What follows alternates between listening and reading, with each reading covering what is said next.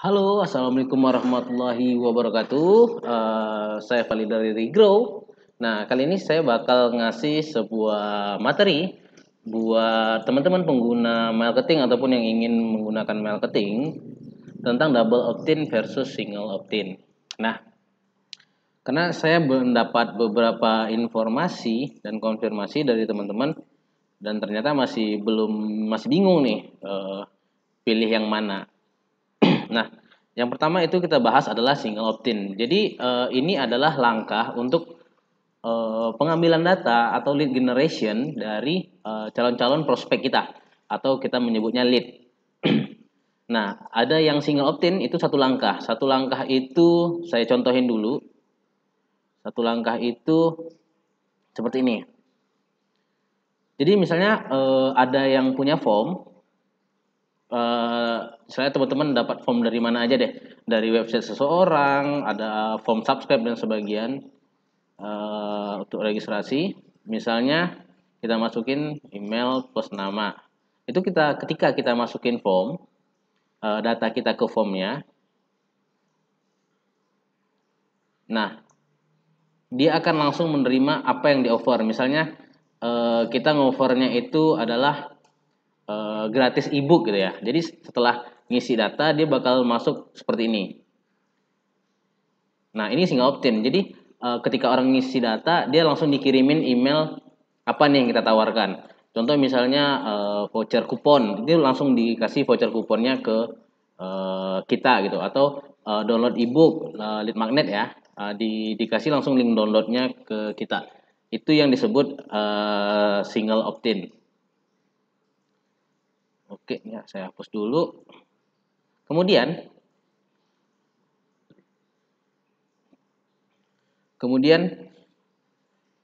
single opt-in ini apa sih keunggulannya gitu. Jadi untuk single opt-in sendiri yang isi data langsung langsung datanya kesimpan dan langsung dikirimin apa offer kita, otomatis kita bakal bisa mendapatkan data jauh lebih banyak karena simple ya. Ya cuman tinggal promo-promoin, ketika ada orang ngisi data kita langsung bertambah dan nggak ribet gitu. Nah, selain keunggulannya mendapat data lead lebih banyak, keunggulan lainnya nggak ada ya. Cuman itu doang karena prosesnya simple. Nah, kekurangannya apa gitu? Kekurangannya adalah bisa jadi kita mendapat data yang salah. Salah ini dalam artian adalah yang diisi itu email siapa? Email bapaknya kah, emaknya kah, atau email temennya kah, ya kan? Atau malah banyak mungkin yang salah ngisi email, atau banyak yang ngisi email palsu. Email palsu itu dalam artian ada yang kita sebut sebagai disposable email atau temporary email. Itu banyak websitenya yang mana kalau kita emailnya itu aksesnya cuma di web doang. Nanti teman-teman bisa googling tentang disposable email. Itu adalah email palsu. Email palsu ketika kita masukin data email palsu tersebut, email misalnya link downloadnya masuk, tapi itu bukan email yang umum mereka pakai karena semua orang bisa pakai. Istilahnya hanya untuk registrasi sementara dan sebagainya. Nah, itu adalah kekurangan dari single opt-in ya. Kurangan dari single opt-in. Nah, untuk tipsnya bagaimana gitu? Untuk tipsnya itu selalu berikan lead magnet Anda di email, jangan di thanks page. Jadi ada beberapa user yang menggunakan single opt-in, misalnya dia over lead magnetnya itu ebook Facebook Ads gitu. Ebook Facebook Ads untuk pemula gitu kan, atau dan lain-lain. Nah, setelah orang isi, dia akan nge-redirect nge berpindah ke halaman silakan download di sini gitu. Nah, padahal kita belum memastikan bahwa itu memang emailnya si orang. Otomatis dia bisa mencuri lead magnet kita, dia bisa mendapatkan dengan free. Hanya asal ngisi sembarangan data aja. Jadi selalu pastikan bahwa teman-teman ngasih lead magnetnya itu link download, alamat atau apapun, proposal atau apapun itu di email. Jadi mereka hanya bisa mendownloadnya itu di email. Dalam artian yang nggak ngedownload berarti mereka mengisi email yang salah. Nah, itu sarannya untuk single opt-in. Yang kemudian ya agak ribet itu adalah gunakan captcha atau reCAPTCHA apabila bisa. Ini opsional. Opsional apabila teman-teman mengerti membuat form yang ada reCAPTCHA-nya, atau kalau sekarang yang asik itu reCAPTCHA ya, karena ini cuman jatuhnya nanti ini teman-teman harus ngesetting bahwa dia itu reCAPTCHA termudah yang hanya misalnya mendetek IP bot dan sebagainya macam, yang kalau misalnya manusia biasa yang mengakses via browser yang dikatakan aman itu hanya tinggal diklik aja, bilang hindari yang mengetik, karena kalau yang mengetik itu jatuhnya hampir sama dengan double opt-in karena ada step tambahan yang terlalu lumayan menyusahkan. Itu jatuhnya single opt-in tapi rasa double opt-in gitu ya. Jadi ini opsional. Nah, ini memang harus pandai banget nyetelnya. Jangan terlalu secure, karena kalau terlalu secure itu double opt-in. Jangan terlalu longgar juga gitu. Nah, kemudian proteksi reputasi Anda dengan email verification. Nah, email verifikasi ini adalah untuk memverifikasi apakah email yang dimasukkan itu adalah disposable email yang saya sebutkan tadi, atau fake email, atau justru email invalid. Invalid itu biasanya karena typo atau karena memang niatnya masukin disposable email, atau kebanyakan sih itu ditipu gitu. Dan kemudian ada juga yang masukin email spam. Nah, email spam itu data spam itu sebetulnya kembali ke CAPTCHA, itu bisa dihandle. Tapi tergantung misalnya make formnya apa. Nah, detailnya untuk email verification nanti saya jelasin di belakangan. Nah, yang penting udah tahu single opt-in itu ya sesimpel itu gitu untuk mengumpulkan. Kemudian kita berbicara tentang double opt-in. Double opt-in itu prosesnya seperti ini. Jadi di halaman pertama itu form seperti biasa, seperti single opt-in. Kemudian ketika orang mengisi data, akan dikirim email konfirmasi terlebih dahulu ke si target. Dalam artian dia harus melakukan sebuah tindakan. Tindakannya itu biasanya adalah klik link konfirmasi ini. Karena setelah klik link itu baru bakal diberikan lead magnetnya, baru dia nanti bakal istilahnya database-nya itu bakal dikirimin promosi-promosi. Nah, saya langsung kasih contoh realnya keluar. Ntar saya hapus data tadi.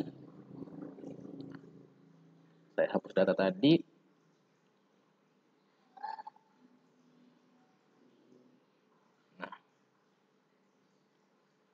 ini saya udah buat double opt-in formnya.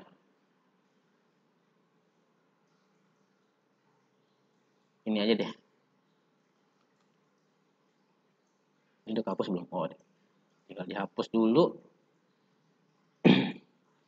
Double opt-in ya. Nah, ketika saya ngisi data di form yang bersifat double opt-in, saya kirimin nih.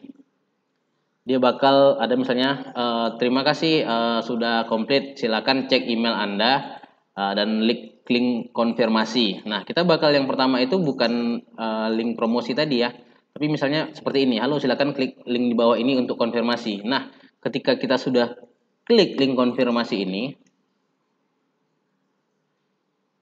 baru data itu betul-betul istilahnya masuk di kita, atau betul-betul di approval, sehingga bakal dikirimin apa nih offernya, lead magnetnya.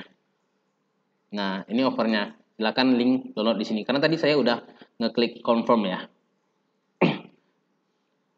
Oke, kita kembali ke sini presentasi. Nah, dalam proses ini dinamakan double opt-in itu karena ada dua langkah yang harus dilakukan, yaitu mengisi data dan mengklik link konfirmasi, baru mereka masuk ke database lead kita, dan atau sebagian memang sudah masuk ke database tapi statusnya itu belum confirm. Setelah confirm itu baru bisa nanti dikirimin email promosi lainnya, atau kita berikan offeringnya atau penawarannya.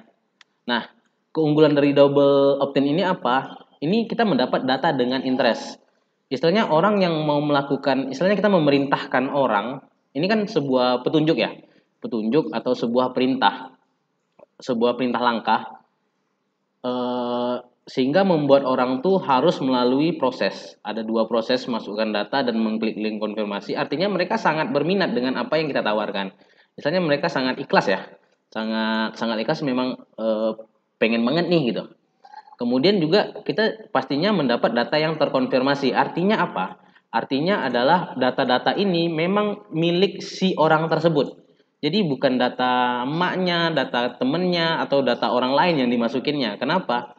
Karena eh, hanya dia hanya bisa mengklik konfirmasi, otomatis harus mengakses dulu nih email yang dia masukin. Itu kita bilang validasinya, bukan validasi ya, konfirmasinya sangat, misalnya verifikasinya sangat oke gitu. Jadi data-datanya juga udah jelas nih orang memang berminat. Nah, kekurangannya apa? Nah, kekurangan double opt-in itu adalah langkah yang lebih banyak membuat sebagian lead kabur. Itu udah pasti ya. Istilahnya karena kita membuat prosesnya ada dua langkah ataupun nanti beberapa langkah, itu orang males gitu. Orang males ya kalau eh, kena perintah gitu kan agak ini, agak agak susah ya. Nah, kemudian otomatis karena sebagian orang bakal males, dia mendapatkan lead yang lebih sedikit. Walaupun di keunggulannya jelas lead yang masuk tuh orang sangat interest. Nah, sedangkan dalam bisnis digital, kita untuk mengkonversi itu satu lead yang kabur atau yang hilang itu berarti adalah satu profit yang hilang atau satu omset yang hilang atau satu keuntungan yang hilang gitu. Jadi semakin banyak lead yang hilang atau yang kabur tidak tercapture, semakin banyak kerugian yang kita alami. Karena bisa jadi trafficnya itu didapatkan dengan cara berbayar atau misalnya dengan proses yang sudah panjang, otomatis kita maunya maksimal gitu. Nah, kemudian berpotensi terbaca spamming. Nah, ini statement yang aneh. Karena beberapa teman-teman yang live chat dan chatting secara personal dengan saya menyatakan, loh, Bang Fadli, bukannya harusnya double opt-in itu justru menghindari spamming. Nah, spamming ini dalam artian adalah dibaca oleh providernya. Kenapa? Double opt-in itu mengirimkan dua email nih, dua atau tiga email dalam waktu dekat bersamaan. Itu adalah kegiatan yang mencurigakan.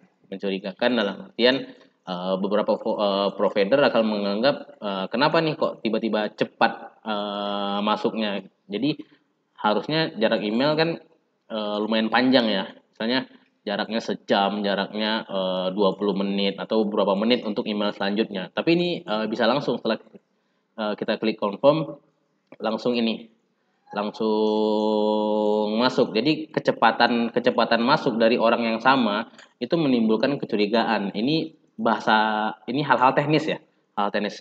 Oh ya, saya lupa salah satu keunggulan double opt-in yang lainnya itu adalah engagement tinggi. Nah, engagement yang dimaksud ke dalam email itu adalah dua hal ya. Yang pertama adalah open atau membuka email, yang kedua adalah klik atau mengklik link dalam email. Otomatis dua halnya ketika si user itu terkonfirmasi dia sudah melakukan dua engagement.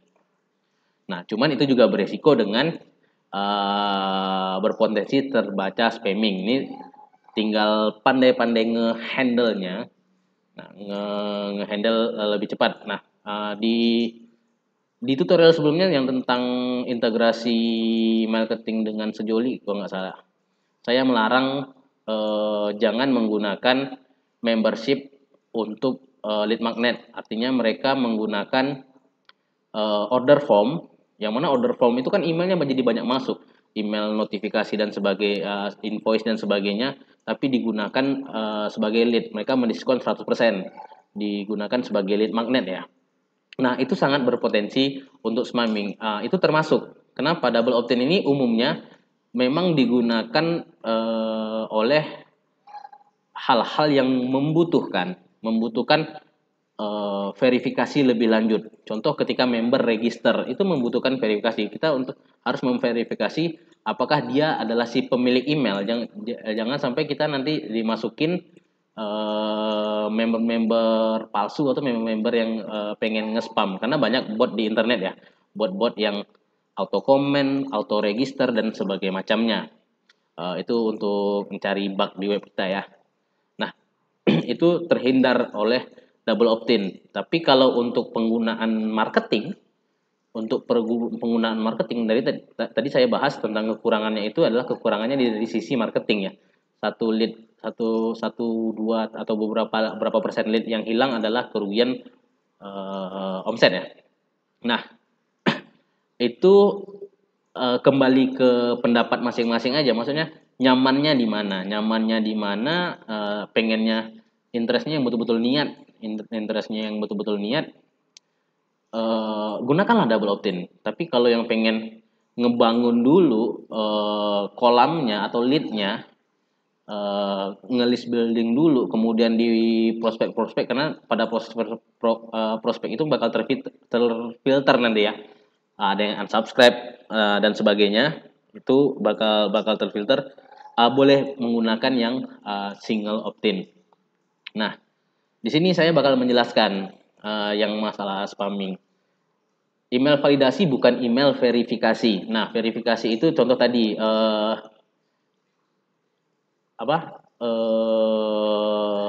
harus mengklik link confirm atau kita memastikan bahwa si orang ini adalah pemilik dari email. Berbeda dengan email validasi. Email itu valid apa enggak, tipe apa enggak, disposable apa enggak gitu.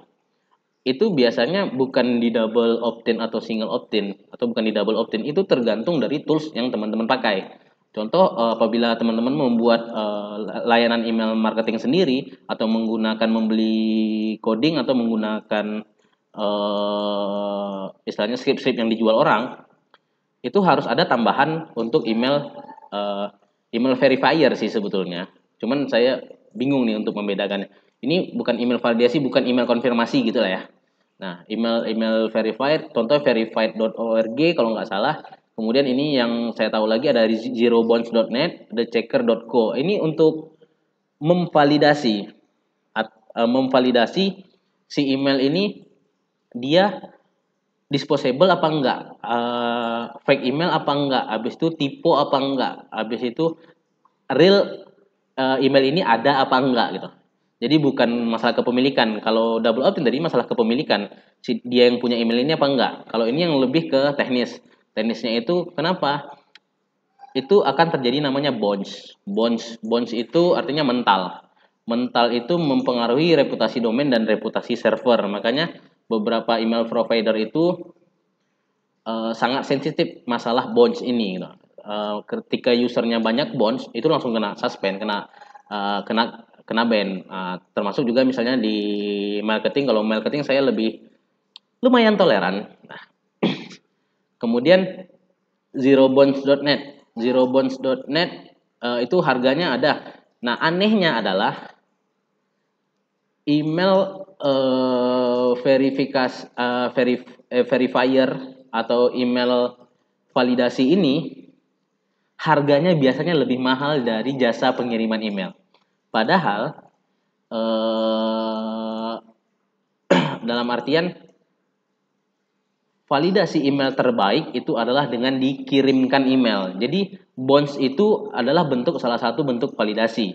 Jadi yang terbaik itu. Cuman memang harus menumbalkan server ya, menumbalkan beberapa kena. Tapi harganya bisa seperti zerobonds.net, teman-teman bisa cek di webnya sendiri, itu harganya bisa kalau dirupiahin ya. Untuk pengecekan email yang mau bos atau tidak, tapi satu pengecekan ini ya, itu harganya kisaran 300 sampai 500 perak. Jadi kalau punya 10.000 data, kali aja 300 perak, itu sekitar 3 juta ya. 3 juta untuk mengecek aja, dan itu nggak 100% benar gitu. Istilahnya pasti ada yang salah tebak juga si aplikasinya. Tapi setidaknya bonds-nya itu biasanya jadi nggak lebih dari 1%. ada yang mengklaim itu bahwa ketika Anda verifikasi di kami, bonds Anda tidak akan lebih dari 1%. Dan itu sangat safety karena aturan kita di provider sekarang itu 6% dari total yang dikirimin ya. 6% itu di atas itu kita udah nganggap itu spammer. Kemudian the checker ini juga termasuk lebih murah, tapi sama harganya 300-an. 300 per email yang dicek. Jadi email itu valid apa enggak itu kena biaya. Nah, berbeda dengan marketing. Marketing itu punya layanan built-in ya. Jadi email validasinya itu ada beberapa teman-teman yang mendapat report misalnya email ini terkena blacklist, itu sebetulnya built-in sistem kita untuk memverifikasi. Dan kita ngecas. Ngecasnya itu sekitar 30 kredit. 30 kredit itu sekitar kita anggap yang harga Rp1 ya. Rp1 per kredit itu berarti harganya cuma 30 perak dan hanya dicas ketika email itu tidak valid. Jadi bukan ngecek semuanya gitu ya. Hanya ketika dia ketahuan nggak valid atau bounce itu langsung kita cas 30 kredit. Sedangkan yang lain itu ya valid nggak valid, berapa yang mau dicek bayar semuanya gitu. Jadi kalau di marketing itu disediakan. Kalau teman-teman yang menggunakan lain, saya sarankan itu juga menambahkan jasa-jasa email validasi karena ini udah ada API dan sebagainya macamnya.